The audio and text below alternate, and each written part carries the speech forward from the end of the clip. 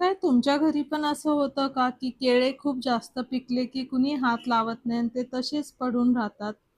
पण मी ह्याच्यापासून बनवते बनाना चोको चिप्स मफिन्स, जे बनवताच 5 मिनिटात संपून जातात अगदी.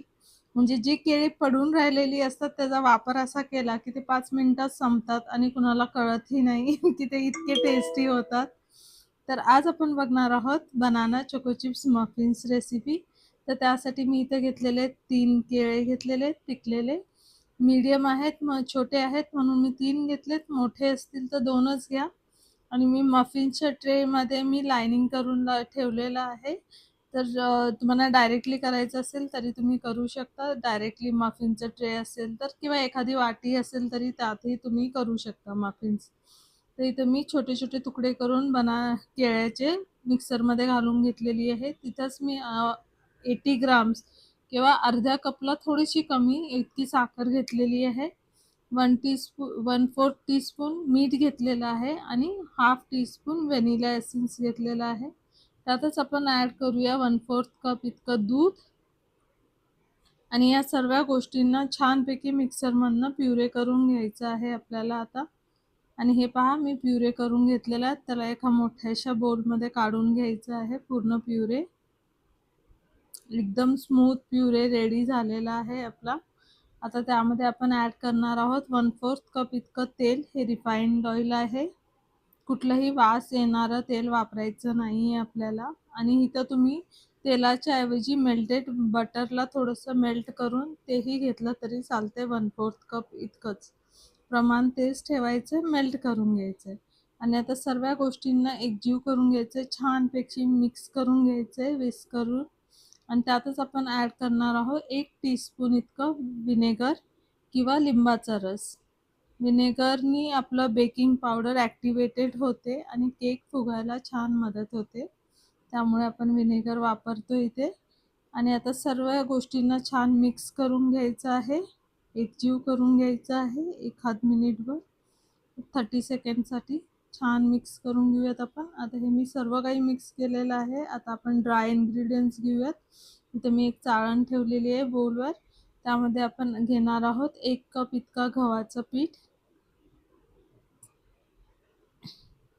आणि त्यातच आपण ॲड करणार 1/4 कप इतकं मिल्क पावडर.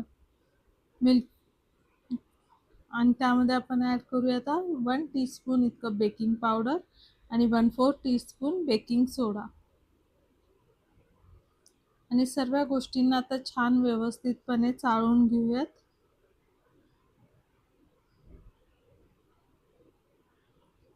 चाळून घेतल्याने काही गुठळ्या वगैरे असतील तर त्या निघून जातील आणि व्यवस्थित आपलं पीठ चाळलं जाईल आणि एरी होतं पीठ आणि हलकं होतं. त्यासाठी चाळणं खूप गरजेचं आहे. जेव्हा पण आपण केक किंवा मफिन्स काही बनवतो तेव्हा गरजेचं आहे. आता सर्व काही मिक्स करून घेऊया. इथं तुम्ही गव्हाच्या पिठाच्या ऐवजी मैदाही घेऊ शकता. मी इथं हेल्दी बनवण्यासाठी गव्हाचं पीठ घेतलेलं आहे. तुम्ही मैदाही वापरू शकता. आणि सर्व गोष्टींना कट अँड फोल्ड मेथडने आपण हलक्या-हलक्या हाताने मिक्स करून घ्यायचं आहे. सर्व जिन्नस एकजीव झाले पाहिजे. आणि जास्त जोर लावायचं नाही आहे आपल्याला. हलका-हलका हाताने मिक्स करायचं आणि हे जे बॅटर असतं ते थोडंसं थिक असतं. आपल्या नेहमीच्या मैद्याच्या केकप्रमाणे हे फ्लोही कन्सिस्टन्सीमध्ये नसतं. हे थिकच असतं बॅटर. आता आपण सर्व गोष्टींना एकजीव करून घेऊ, व्यवस्थित मिक्स करून घेऊयात. आणि हे पहा मी बॅटर पूर्ण मिक्स केलं आणि त्याची कन्सिस्टन्सी बघा अगदी फ्लोई नाही आहे, थिकच आहे बॅटर. हीच कन्सिस्टन्सी आपल्याला हवी आहे. अशीच झालं आपलं आता बॅटर रेडी आहे. आता आपण इथे ॲड करूया चोको चिप्स.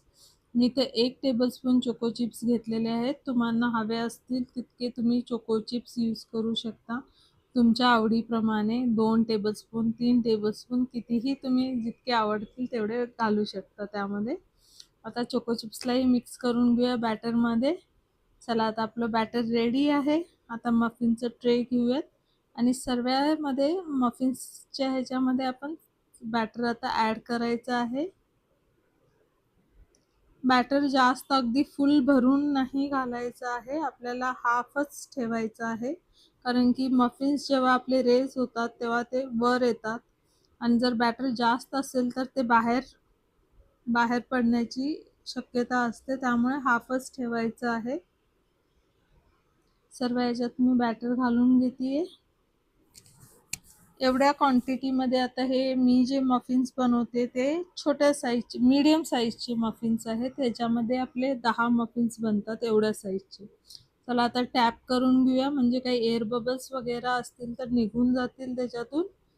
आणि आता वरनं ॲड करूया मस्तपैकी अशी सुंदर दिसण्यासाठी चोको चिप्स. खायलाही छान लागतात आणि दिसायलाही खूप सुंदर दिसतात वरनं चोको चिप्स.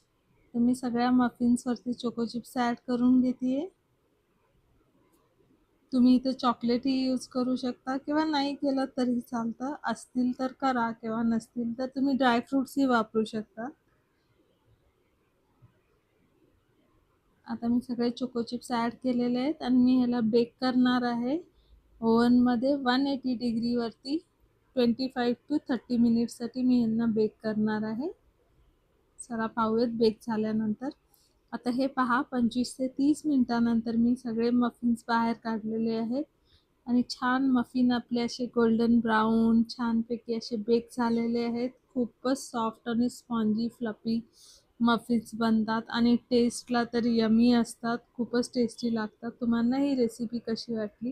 रेसिपी आवडली असल्यास लाईक करा, चॅनलला सबस्क्राईब नक्की करा.